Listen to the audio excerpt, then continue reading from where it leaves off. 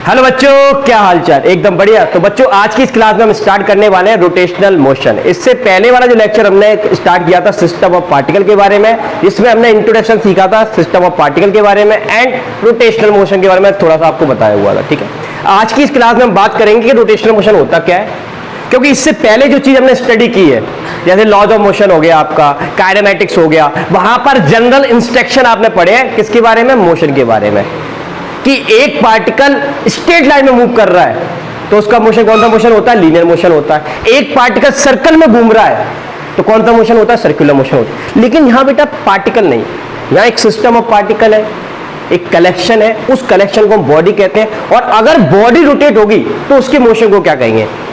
ये सारी स्टडी हम इस चैप्टर में करने वाले हैं। इससे पहले वाला जो लेक्चर है उसमें इंट्रोडक्शन हो चुका है। आज की इस वीडियो में समझते हैं सबसे पहले तो रोटेशनल मोशन क्या होता है।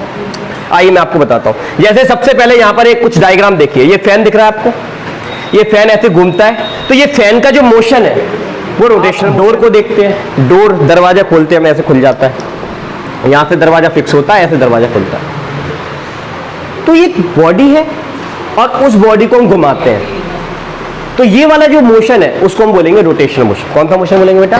Rotational motion. अब अच्छे से समझना है, 11th क्लास में अच्छे से फील करना है रोटेशनल मोशन क्या होता है। आइए मैं आपको फील कराता हूं, ध्यान सुनना, अच्छे से देखना।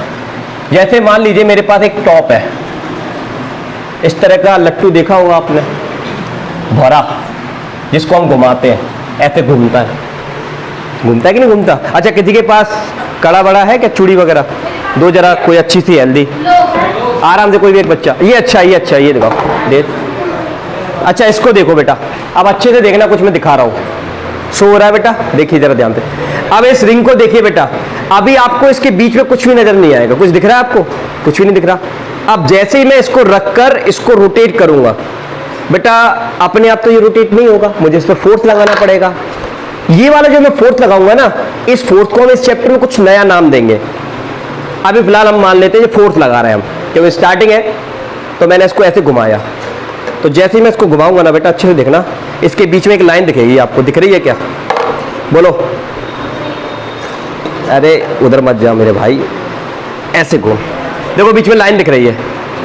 ये वाली जो लाइन होती है ना, जो पहले हमको दिख नहीं रही थी, लेकिन जैसे ही फोर्स लगा, ये रोटेट होना स्टार्ट हुआ तो लाइन दिखी।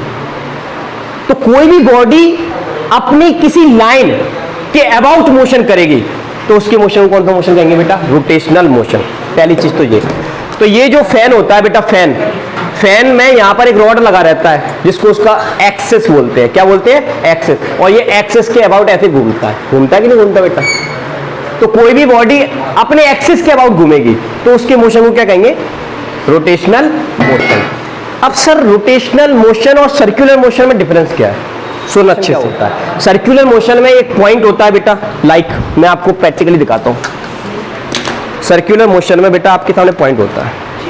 सपोज एक पॉइंट है, ये वाला पॉइंट देखिए, ठीक है, और ये स्ट्रिंग है, ये पॉइंट मैंने फिक्स कर दिया। ध्यान से समझना बेटा, जितना अच्छे से आप कंसेप्ट समझेंगे उतना अच्छे से समझेंगे। अब मैं इसको घुमा रहा हूं, ये कौन सा मोशन है? तो सर ये एक पॉइंट है, एक फिक्स पॉइंट के चारों तरफ घूम रहा है, तो इसका मोशन सर्कुलर है। तो अगर पॉइंट सर्कल में घूमेगा तो कौन सा मोशन बनाएगा? Circular motion. एक बात जरा समझने की है, यहां पर जब बेटा ये पॉइंट घूम रहा होता है, इमेजिन करिए ये ऐसे घूम रहा है, ये पॉइंट ऐसे, तो ये प्लेन में घूम रहा है। कहां घूम रहा है? प्लेन में। तो उसका मोशन कहां हो रहा है? प्लेन में हो रहा है। इसलिए सर्कुलर मोशन को कौन सा मोशन कहते हैं? 2D। 3D नहीं बोलते बेटा, 2D बोलते हैं। क्या बोलते हैं? 2D। प्लेन में होता है। और इस पॉइंट को दिमाग में बिठा कर रखना, मैंने क्या बोला? सर्कुलर मोशन कहां होता है? प्लेन में होता है। अगर ये प्लेन होगा तो उसको कहेंगे हॉरिजॉन्टल प्लेन में सर्कुलर मोशन इस पार्टिकल का। और अगर प्लेन ऐसे घुमाऊंगा मैं तो वर्टिकल प्लेन में। लेकिन एक पॉइंट सर्कल में घूमेगा तो सर्कुलर मोशन। लेकिन सर यहां पर एक बॉडी है जिसमें एक से ज्यादा पार्टिकल्स है, सिस्टम ऑफ पार्टिकल है, there are many particle located somewhere. तो ये क्या बन गई? एक बॉडी बन गई। बहुत सारे पार्टिकल के कॉम्बिनेशन को क्या कहते हैं? बॉडी कहते हैं। और जब बॉडी को हम घुमा देते हैं बेटा, तो बॉडी के मोशन का नाम क्या होता है? रोटेशनल मोशन होता है। बॉडी के मोशन का नाम क्या होता है बेटा? Rotational motion. क्लियर है बेटा? अच्छे समझ में आया? अब देख बात को, अब यहां पर कुछ खास बातें आपको समझनी है। जैसे आपने अर्थ को तो बाहर से नहीं देखा होगा, लेकिन ग्लोब तो सभी ने देखा होगा। सर ग्लोब को जिस तरह का होता है, ग्लोब को जब हम घुमाते हैं, ऐसे घुमाते हैं, तो उसका जो मोशन होता है वो रोटेशनल मोशन होता है। अब अच्छे से समझना मैं क्या बता रहा हूं। देखो मान लो ग्लोब का ये एक पार्टिकल है, ग्लोब का ये एक पार्टिकल है m1, ठीक, दूसरा पार्टिकल है m2, तीसरा पार्टिकल है m3, फोर्थ पार्टिकल है बेटा m। ऐसे बहुत सारे पार्टिकल हो सकते हैं कि बॉडी है यार, बॉडी में बहुत सारे पार्टिकल्स होते हैं। अब जब मैं इस बॉडी को घुमाऊंगा तो ये ऐसे ये पार्टिकल जाएगा और घूम कर वापस यहां आएगा। देख इधर, फील कर इस बात को, ये ग्लोब ऐसे घूम रहा है तो ये पार्टिकल, ये वाला पार्टिकल ऐसे घूम कर आया। और अगर मैं इस अकेले पार्टिकल की बात करूं, सिर्फ इस पार्टिकल की, तो ये पार्टिकल इस प्लेन में घूम रहा है इतने बड़े में, और इसका सेंटर कहां पर है, यहां पर है, और ये कुछ रेडियस है कितनी बेटा, r1, ऐसे घूम रहा है, एक पॉइंट के चारों तरफ घूम रहा है, उससे कुछ डिस्टेंस पर r1, ठीक है भैया। अब मैं इस पार्टिकल की बात करूं, अब इस पार्टिकल को हम चेक करते हैं इसका सेंटर कहां होगा, तो ये भाई साहब ऐसे घूमेगा और ऐसे घूमकर आएगा, देखिए ऐसे ऐसे जाएगा, ऐसे घूमकर आएगा जब, ठीक है। तो सर ये भी पार्टिकल घूम रहा है, इसका सेंटर कहां है, सर इसका सेंटर यहां। तो आप ध्यान से देखिए, एक ही बॉडी है और दो उसी बॉडी के पार्टिकल है, लेकिन एक पार्टिकल का सेंटर यहां पर है, दूसरे का यहां पर है, एक का सेंटर r1 डिस्टेंस पे है तो दूसरे का कितने पर है, दिख रहा है हमको। तो तीसरे की बात करूंगा तो ये ऐसे घूमेगा, इसका r3 पे होगा। चौथे की बात करूंगा तो ये ऐसे घूमेगा, इसका r4 पर होगा। कोई बड़े सर्कल में घूम रहा है, इतने बड़े में, कोई सबसे ऊपर है तो इतने से नहीं घूम रहा है। तो आप यहां पर एक चीज समझिए कि सारे पार्टिकल सर्कुलर मोशन कर रहे हैं अपने अपने सेंटर के अबाउट। तो सभी पार्टिकल जब सर्कुलर मोशन करते हैं ना अपने सेंटर के अबाउट, तो उस बॉडी के मोशन को क्या कहते हैं, रोटेशनल। तो मतलब बहुत सारे पार्टिकल सर्कुलर मोशन बनाते हैं, तब जाके उस कंप्लीट मोशन को हम क्या कहते हैं, रोटेशनल मोशन। तो रोटेशनल मोशन का मतलब क्या है कि उस बॉडी का हर एक पार्टिकल सर्कुलर में घूम रहा है और एक पर्टिकुलर प्लेन में घूम रहा है। अच्छा, अब अगली चीज सुनिए, अब इन सबके सेंटर को देखेंगे अपन, ये सेंटर, ये सेंटर, ये सेंटर, और इस सेंटर को अगर हम मिला दें तो सर हमको एक लाइन मिल जाएगी। क्या मिल जाएगी, लाइन। उस लाइन को यहां पर क्या कहा जाता है, एक्स। तो सर ये एक्सिस कहां से मिल गया, तो सभी पार्टिकल के घूमने का जो सेंटर है उस लाइन को आप मिला देंगे तो इसको हम बोलेंगे एक्सिस, और अच्छे से बोलेंगे एक्सिस ऑफ रोटेशन। तो कोई भी बॉडी जिस एक्सिस के अबाउट घूमेगी उस एक्सिस का नाम क्या रखा जाता है बेटा, एक्सिस ऑफ रोटेशन। अच्छा, अगली चीज सुनिए, अब ये जो एक्सिस ऑफ रोटेशन है और एक पार्टिकल आपका यहां पर है, तो बता अगर ये पार्टिकल ऐसे, अच्छा चलो इसको हटा दे, बड़ा हो रहा है थोड़ा सा, इसको पकड़ते हैं, इसको देखिए अच्छे से। अब ये ऐसे घूम रहा है इधर, ऐसे ऐसे, तो ये एक्सिस और ये पार्टिकल के घूमने की डायरेक्शन, पार्टिकल एक प्लेन में घूम रहा है लेकिन ये एक्सिस उस प्लेन की कैसी है, परपेंडिकुलर 90 डिग्री। तो याद रखिएगा, जो भी पार्टिकल सर्कुलर मोशन करेंगे वो एक्सिस ऑफ रोटेशन के परपेंडिकुलर प्लेन में करेंगे। कहां करेंगे बेटा, परपेंडिकुलर प्लेन में। अब अगली चीज सुनिए, अच्छे से सुनिए, ये सब पार्टिकल अर्थ की एक बॉडी है, या जो भी चीज मैं घुमा रहा हूं उसकी एक बॉडी है। तो ये वाला पार्टिकल इतने डिस्टेंस में घूम रहा है r1, ये r2। अब इनमें कुछ रिलेशन होता है, अच्छे सुनना, मैंने आपको पढ़ाया था सर्कुलर काइनेमेटिक्स में, एक रिलेशन पढ़ाया था, v = r × ओमेगा। बताया था कि नहीं बताया, बोलो या सुन दो। सर ओमेगा क्या होता है, सर ओमेगा होता है एंगुलर वेलोसिटी। याद आया कुछ, v क्या होता है, लीनियर वेलोसिटी, और r क्या होता है, रेडियस। तो अब अच्छे से समझिए कि ये जो v है वो किस पर डिपेंड कर रहा है, वो r पर डिपेंड कर रहा है। तो सर ये ओमेगा किसका होता है, तो बेटा ये ओमेगा जो होता है इस पूरी होल बॉडी का होता है, इस कंप्लीट बॉडी का जो मोशन एक्सिस के अबाउट जिस वेलोसिटी से होता है उसको बोलते हैं एंगुलर वेलोसिटी। क्या बोला जाता है, एंगुलर वेलोसिटी, ठीक है, एंगुलर वेलोसिटी। तो एंगुलर वेलोसिटी इस बॉडी की क्या रहती है, कांस्टेंट रहती है, लेकिन क्या चीज चेंज होती रहती है बेटा, लीनियर वेलोसिटी। R1 के कारण इसकी V1 होगी, इसकी V2 होगी, इसकी V3 होगी, इसकी V4 होगी। तो आप देख रहे हैं ये चैप्टर कितना कॉम्प्लिकेटेड होने वाला है। अभी हम इंट्रोडक्शन की बात कर रहे हैं, कैलकुलेशन पे तो आई नहीं है बेटा, अभी इंट्रोडक्शन ही चल रहा है कि मैं आपको ये फील कराने की कोशिश कर रहा हूं कि इसमें हर एक पार्टिकल की वेलोसिटी अलग अलग है, क्योंकि उसका डिस्टेंस अलग अलग है, लेकिन पूरी बॉडी की एक वेलोसिटी कांस्टेंट है। कौन सी? ओमेगा। ठीक है, तो ओमेगा एक एंगुलर वेलोसिटी होती है जो हमेशा एक बॉडी की कांस्टेंट होती है, लेकिन लीनियर वेलोसिटी उनकी बदलती रहती है अकॉर्डिंग टू डिस्टेंस। क्लियर है बेटा? अब अगली बात सुन अच्छे से, जो पार्टिकल ठीक सेंटर में होंगे, अरे पूरी बॉडी है, सॉलिड बॉडी है, जो पार्टिकल यहां है, यहां है, यहां सब जगह पार्टिकल है। सॉलिड का मतलब क्या है? पार्टिकल का डिस्ट्रीब्यूशन यूनिफॉर्म होगा, हर जगह पार्टिकल होगा। तो जाहिर सी बात है एक्सिस ऑफ रोटेशन पे भी तो पार्टिकल है, तो जब पूरी बॉडी घूम रही होती है तो वो पार्टिकल चलता है ना। तो एक्सिस पर जितने भी पार्टिकल रहते हैं वो स्टिल रहते हैं, वो मूव नहीं करते। ये आपको याद रखना है। क्या रखना है बेटा?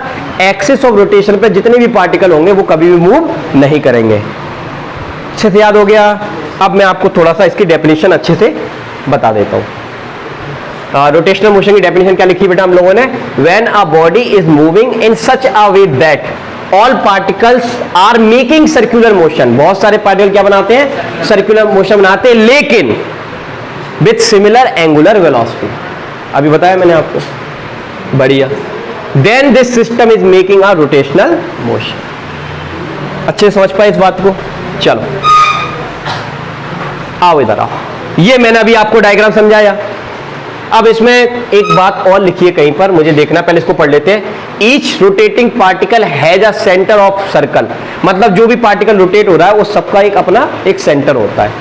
इन a system all such point make a straight line, सारे पॉइंट एक स्ट्रेट लाइन को क्या करेंगे? बनाएंगे। और उसको हमने यहां पर कुछ नाम दिया, क्या बोला बेटा उसको? Axis of rotation. ये भी मैंने अभी आपको एक्सप्लेन किया अच्छे से। The axis of rotation is always normal to the plane of rotation. ठीक है, all the points on the axis, जो कि सेंटर पे ही है, are not rotating, the system is rotating about this axis. तो जो भी पार्टिकल यहां पर अवेलेबल होंगे वो रोटेट नहीं होंगे इस एक्सिस के अबाउट। मतलब कहने का मतलब यह है कि एक्सिस पे जो भी पार्टिकल होगा वो मूव नहीं करेगा। खत्म हो गई बात। अब आगे बात करते हैं। अब इस चैप्टर में जो सबसे इंपॉर्टेंट बात है वो क्या है? इसके सवाल। बच्चा अब डर जाता है, रोटेशन मोशन के नाम से कपने लगता है। भाई साहब सवाल आया, दिमाग खराब, ये सवाल तो मैं कर ही नहीं पाऊंगा। ऐसा कुछ नहीं है। मेन चीज क्या है? रोटेशनल मोशन के कंसेप्ट और आपके दिमाग में ये विजुअलाइजेशन होना चाहिए कि ये बॉडी कैसे घूम रही है, क्योंकि हमें यहाँ पर बहुत सारी चीजें निकालनी होती हैं। अब मैं आपको थोड़ा विजुअलाइज कराऊंगा, अच्छे से सुनना, ये चीज आपके लिए इंपॉर्टेंट है। फिर सवाल करूंगा, फिर दिक्कत आएगी आपको, तो ध्यान समझना। ये मेरे पास एक लैमिना है, अरे मान लो एक क्या बोल सकते हैं इसको, डब्बा है, एक डब्बा बॉक्स है। बॉक्स का शेप कैसा बताइए? स्क्वायर। ये दिख रहा है स्क्वायर। ये डब्बे को मैंने ले लिया। अब अच्छे समझना मैं क्या बताऊंगा। आपको पता है ये बॉडी कैसी है? 3D बॉडी है, क्योंकि ये तीनों डायरेक्शन में फैली हुई है। इधर भी है, ऐसे भी है, ऐसे भी है, तो इसमें लेंथ भी है, ब्रेथ भी है, हाइट भी है। तो बॉक्स बन गया, क्यूब बन गया। अब अच्छे सुनना, मैंने क्या किया, मान लो ये वाला एक्सिस आपका एक्स है। ये कौन सा एक्सिस है? ये एक्स एक्सिस है। तो ये कौन सा होगा? ये कौन सा होगा? ठीक, याद हो गया, बढ़िया। अब मुझे इस बॉडी को घुमाना है, क्या करना है? रोटेट कराना है। तो मैंने क्या किया, ये एक्स एक्सिस है, ये वाला एक्स एक्सिस, तो ये दो पॉइंट को पकड़ा। अब मैं इसको ऐसे घुमाऊंगा तो इसका मोशन कौन सा मोशन है? पहली बात तो ये एक्सिस के अबाउट घूम रहा है, तो इसको हम बोलेंगे सर्कुलर मोशन या रोटेशनल मोशन।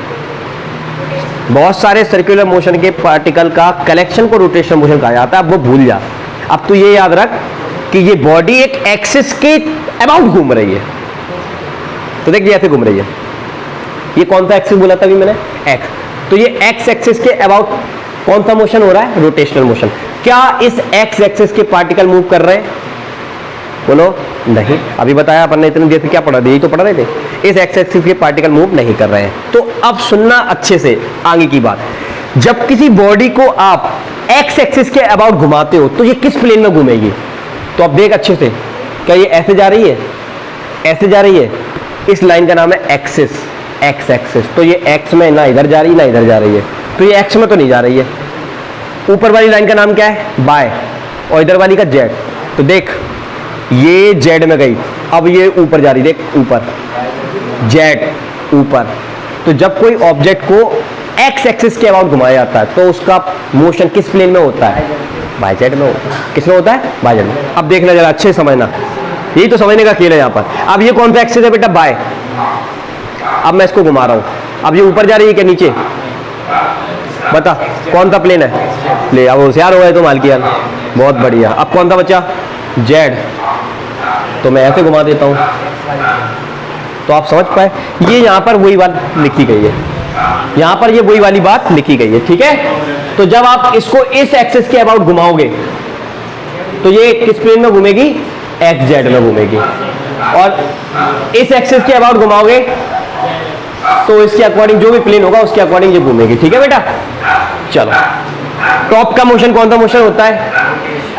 ये वाले इस तरह के फैन भी देखे होंगे, वो एक स्टैंड पे भी कनेक्टेड होते हैं और साथ में ऐसे ऐसे चल भी रहे होते हैं। तो इसमें दो एक्सिस होती है, देख एक तो ये वाली एक्सिस जिस पर ये पंखा कसा हुआ है, और दूसरा ये पंखे का जो फैन लगा हुआ है उसकी एक्सिस।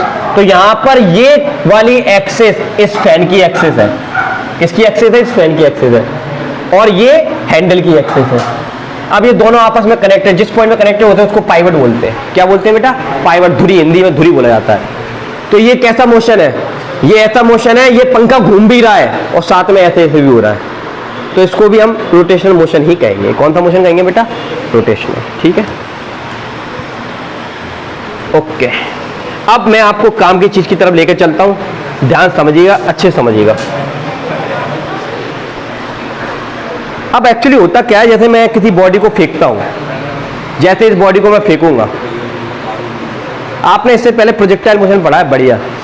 एक पार्टिकल को जब हम फेंकते हैं ना और उसका इक्वेशन ड्राइव करते हैं तो हमको पता है पार्टिकल का जो रास्ता होता है पैराबोलिक होता है। कैसा होता है? पैराबोलिक। अब मैं इसको फेंकूंगा ना ऐसे, देख इसको फेंका, ये पैराबोला पे तो चल रहा है लेकिन साथ में रोटेट भी हो रहा है। क्या हो रहा है? रोटेट। तो ये रोटेशनल मोशन भी तो आ रहा है इसमें, पैराबोला पे तो चल रहा है लेकिन इसमें साथ में क्या आ रहा है? रोटेशनल मोशन भी आ रहा है।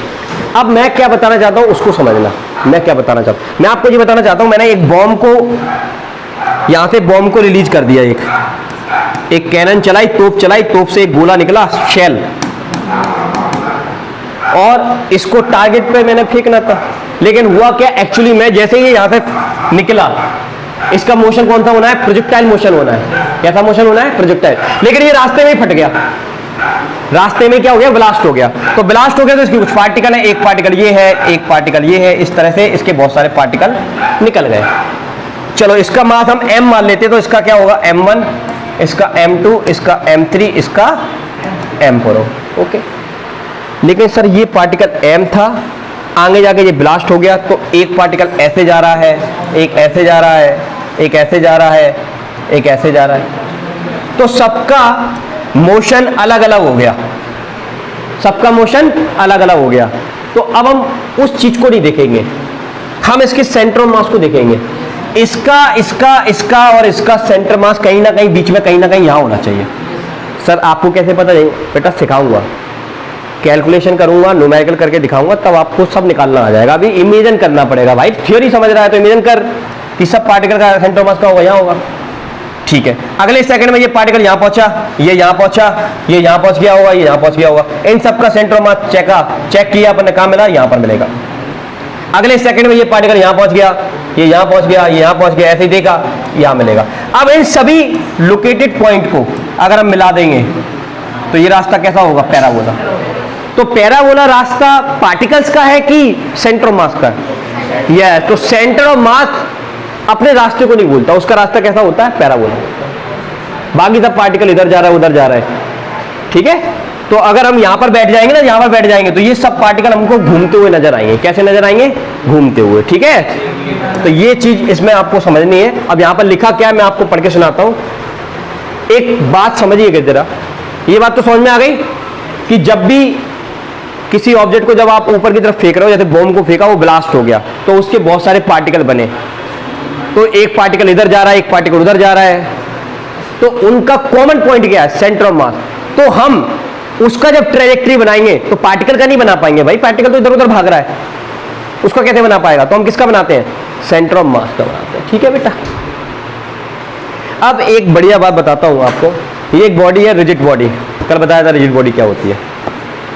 इस रिजिड बॉडी को जब भी हम फ्रीली छोड़ देंगे, ऐसे रोटेट करा के छोड़ देंगे ऐसे, तो ये किसके अबाउट घूमेगी? तो बेटा ये जिसके अबाउट भी घूमेगी ना, उस पॉइंट को बोलते हैं पॉइंट ऑफ रोटेशन। जब भी आप एक बॉडी को फ्रीली घुमाकर छोड़ देंगे तो ये याद रखिएगा वो किसके चारों तरफ घूमेगी? Point of rotation. ठीक है। और उस पॉइंट ऑफ रोटेशन का ही नाम हमने रखा था कल सेंटर ऑफ मास। आइए इसकी डेफिनेशन में आपको बताता हूं क्या लिखा है यहां पर। जैसे एक बल्ला को हमने फेंक दिया, तो ये बल्ला किसके चारों तरफ घूम रहा है? एक पॉइंट ऑफ रोटेशन के चारों तरफ घूम रहा है। ठीक है। अच्छा, क्या लिखा है? आप freely rotate body about any axis. आप इस बॉडी को ऐसे फेंकिए या ऐसे फेंकिए या ऐसे फेंकिए, कैसे भी फेंकिए, ये हमेशा एक कॉमन पॉइंट, एक छोटा सा, जिसको हमने नाम दिया था सेंटर ऑफ मास, उसके अबाउट ही घूमेगी। आप इतना याद रखना, किसी भी एक्सिस के अबाउट फेंकेगा फ्रीली तो उसका मोशन सेंटर ऑफ पॉइंट के चारों तरफ होगा। उस सेंटर ऑफ पॉइंट को बोलते हैं सेंटर ऑफ मास या फिर सेंटर ऑफ ग्रेविटी। अच्छा, तो क्या लिखा है बेटा यहां पर? Any axis has a fixed non moving point about which all the particle move but this point does not rotate.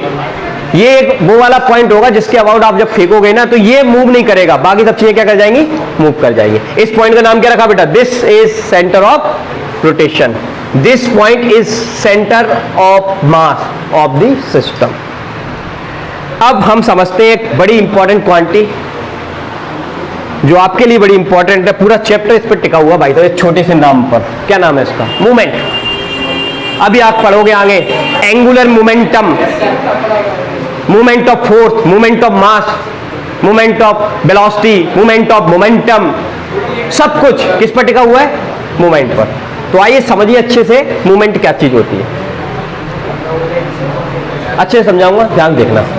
देख इधर, हम बात कर रहे हैं मूवमेंट की।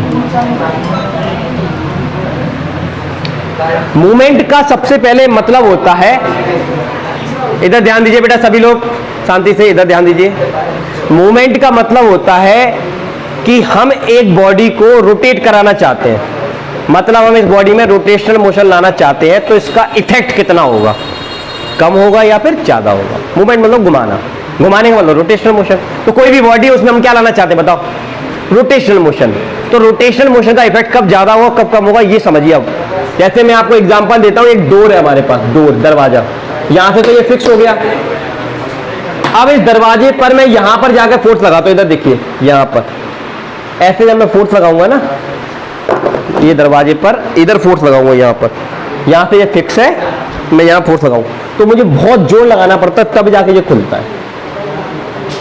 ठीक है। अब मैंने क्या किया, यहां फोर्स लगाया, थोड़ा सा ही फोर्स लगाया, दरवाजा आराम से खुल गया। तो सर दोनों केस में रोटेशनल मोशन तो हुआ, लेकिन एक बार बहुत जोर लगाना पड़ा तब हुआ, और एक बार थोड़ा सा ही फोर्स लगाया आराम से हो गया। तो एक बार इफेक्ट कम आया, फोर्स लगा रहे, मान लो तुमने 10 न्यूटन का फोर्स लगाया, बड़ी मुश्किल में घूमा, यहां पर 10 न्यूटन लगा तुरंत घूम गया, मतलब उसी 10 न्यूटन से आराम से काम हो गया, और उसी 10 न्यूटन से यहां पर बड़ी मुश्किल हो रही थी। तो 10 न्यूटन का इफेक्ट यहां पर कैसा है? कम, यहां पर कैसा है? ज्यादा है। इस इफेक्ट को, रोटेशनल मोशन के इफेक्ट को क्या कहेंगे?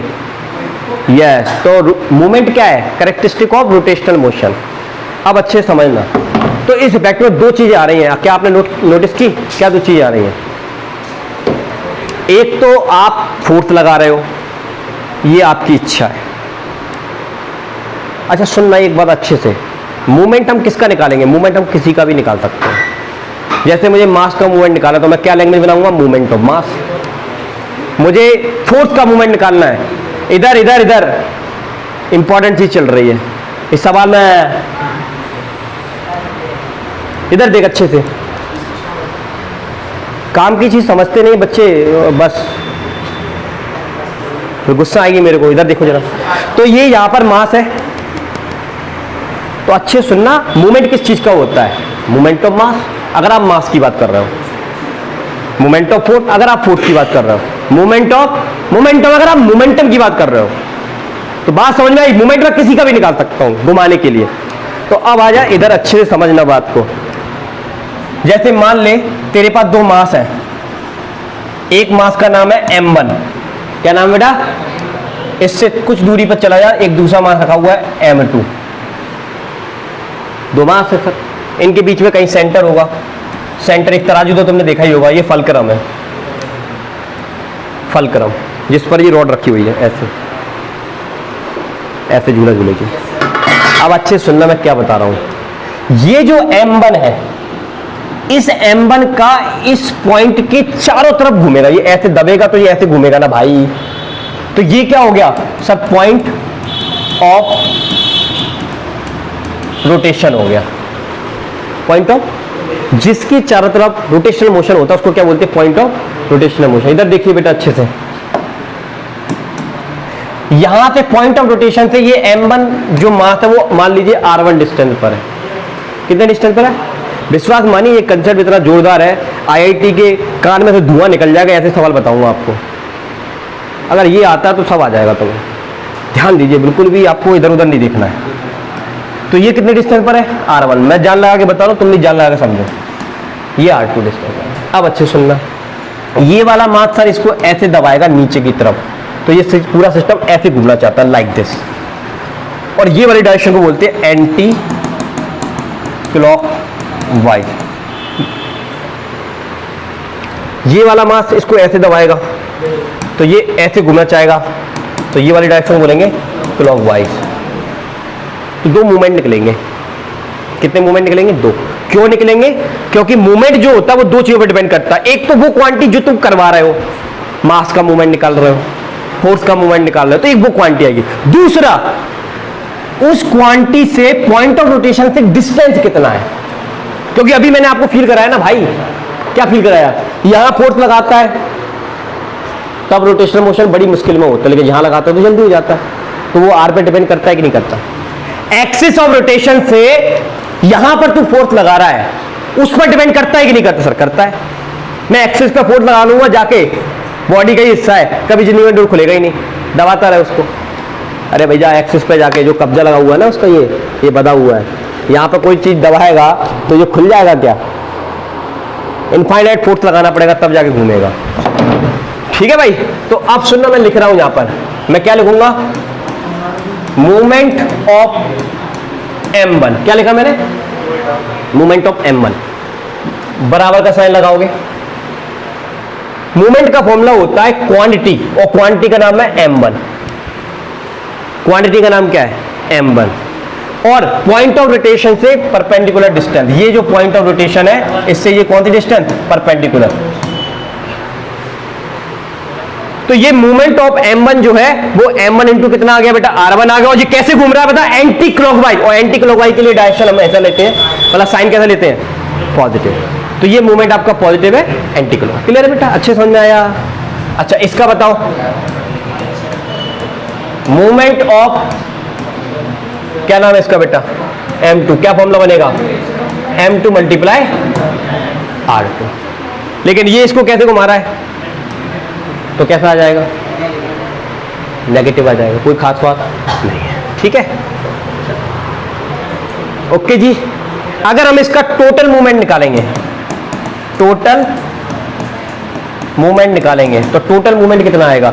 Sir m1 r1 minus m2 कितना आ जाएगा? r2। ये अलग बात हो गई कि हमने टोटल मूवमेंट निकाला।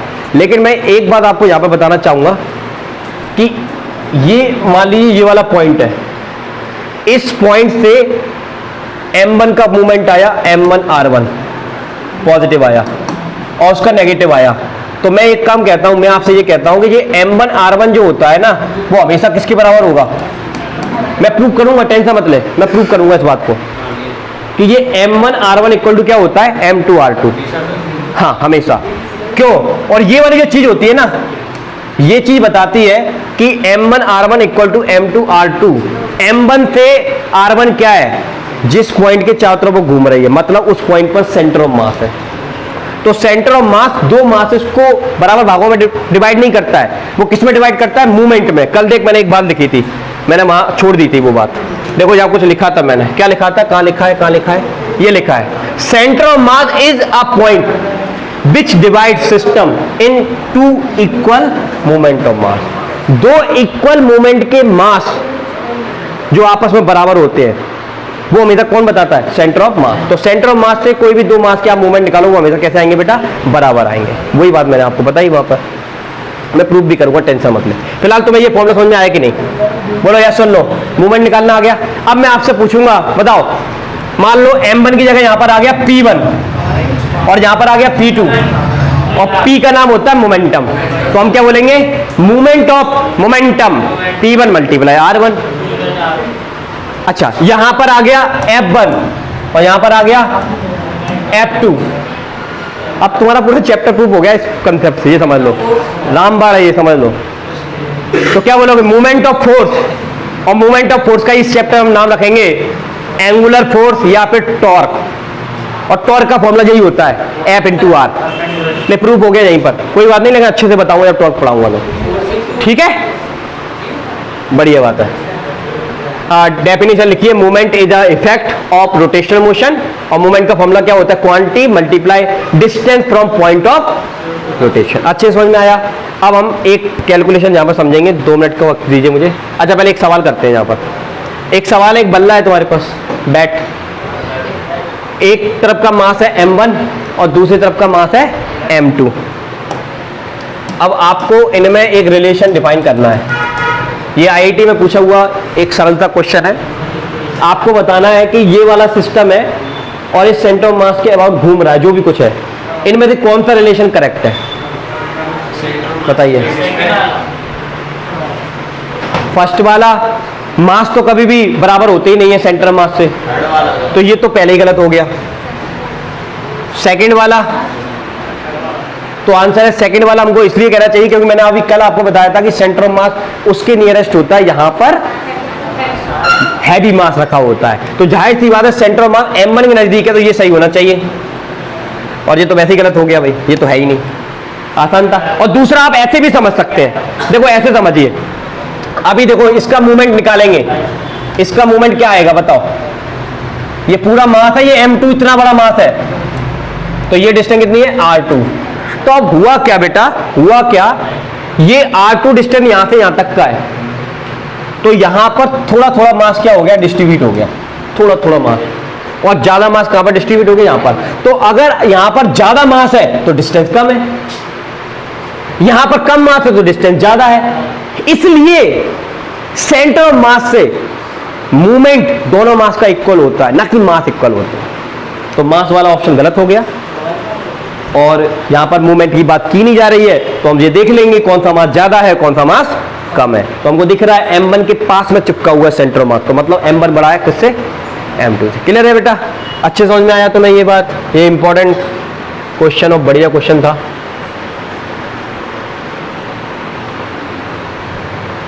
ठीक है भाई,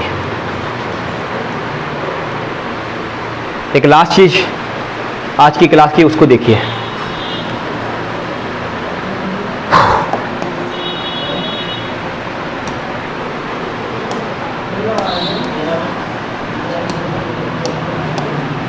अब हम बात करेंगे, क्या लिखा है यहां पे? Calculating centre of mass location. हमें सेंटर ऑफ मास का लोकेशन निकालना है। कैसे निकालेंगे देखिए, अच्छे से समझना इस बात को। मैं आपके सामने सेंटर ऑफ मास का फॉर्मूला लिख रहा हूं। देख, ये मान ले एक्सिस है, यहां पर 2D में, बट 2D में सॉल्व किया, चलो ठीक है। ये मान लो आपका एक्स एक्सिस हो गया बेटा, ये आपका वाई एक्सिस हो गया, ठीक है। यहां पर एक पार्टिकल है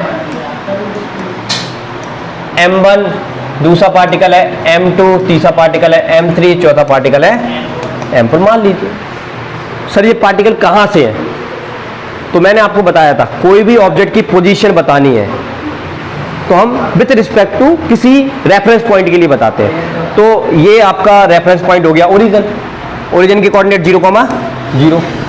तो यहां से ये वाला मास कुछ डिस्टेंस पर होगा, उसका पोजीशन वेक्टर का नाम क्या है? r1 vector. ये कुछ दूरी पर होगा, इसका नाम क्या हो गया, इसका नाम, और इसका नाम R4। अब इतने पार्टिकल हो सकते हैं कि मेरी पूरी जिंदगी उनको लिखने में निकल जाएगी, तो मैं 4 पे ही काम चला लूंगा। तो 4 ले लिया। अब मेरी बात अगली सुनना, अब इन सभी पार्टिकल से मिलकर क्या बनेगी सर, इन सभी पार्टिकल से मिलकर बनेगी सर एक बॉडी। इन सभी पार्टिकल से मिलकर क्या बनेगी, बॉडी। और बॉडी का सेंटर ऑफ मास कहाँ होगा, बॉडी के अंदर होगा या बाहर भी होगा। अगर एक ही बॉडी की बात करें तो अंदर, सॉलिड बॉडी मान लो अंदर ही होगा, तो मान लो वो उसका सेंटर ऑफ मास कहां पर है, यहां पर है। कहां पर है बेटा, यहां पर। उसका भी ओरिजिन से कुछ डिस्टेंस होगा, वो अभी मैं मान लेता हूं उसका पोजीशन वेक्टर R वेक्टर मान लेता हूं। क्या मान लेता हूं बेटा, R वेक्टर। क्लियर है।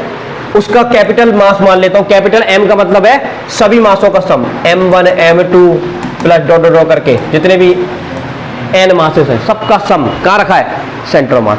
हमें इस R की वैल्यू निकालनी है। किसकी वैल्यू निकालनी है, R की। तो हम कैसे निकालेंगे, अब अच्छे से सुनना, अब अच्छे से सुनना। तो हम निकालेंगे मूवमेंट, मूवमेंट ऑफ M1। बताओ क्या होता है, अभी बताया था, M1 multiply R1 vector, vector quantity है, प्लस मूवमेंट ऑफ, इस तरह से चले जाओगे निकालते भाई, तो MN RN वेक्टर। बोलो यस और नो। ये मूवमेंट किसका आ गया, बॉडी का मूवमेंट आ गया, किसके अबाउट, ओरिजिन के अबाउट। अच्छा, अब हमें एक चीज पता है कि इस बॉडी का जो मूवमेंट हमने निकाला है सबको जोड़कर, वो सेम मूवमेंट किसके बराबर होता है, सेंटर ऑफ मास के मूवमेंट के बराबर होता है। तो अगर मैं सेंटर ऑफ मास का मूवमेंट निकालूंगा तो सेंटर ऑफ मास का मूवमेंट क्या आएगा, सेंटर ऑफ मास का मास और उसका जिसके अबाउट घुमा रहा है वहां से पोजीशन। और डेफिनेशन हमसे बोलती है, सेंटर ऑफ मास की डेफिनेशन बोलती है कि सेंटर ऑफ मास पर जो इफेक्ट होता है वही पूरी बॉडी पर होता है। तो जो सेंटर ऑफ मास का मूवमेंट होगा वो सभी पार्टिकल के मूवमेंट का सम के बराबर होगा। तो इसको डायरेक्ट इनके बराबर लिख देंगे। तो M इंटू R वेक्टर बराबर क्या आ जाएगा बेटा, M1 R1 vector plus M2 R2 vector plus, सही है कि नहीं, ये समझ में आया, कोई खास बात नहीं है इसमें। R की वैल्यू निकालनी, ये आ गया आपका R, क्या आ गया,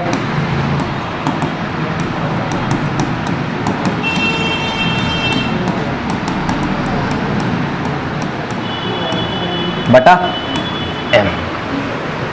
ठीक है, इसी चीज को हम ऐसे लिख सकते हैं, सिग्मा लगाएंगे, M लिखेंगे, R लिखेंगे, I लगा देंगे और I लगा लो, क्या दिक्कत है।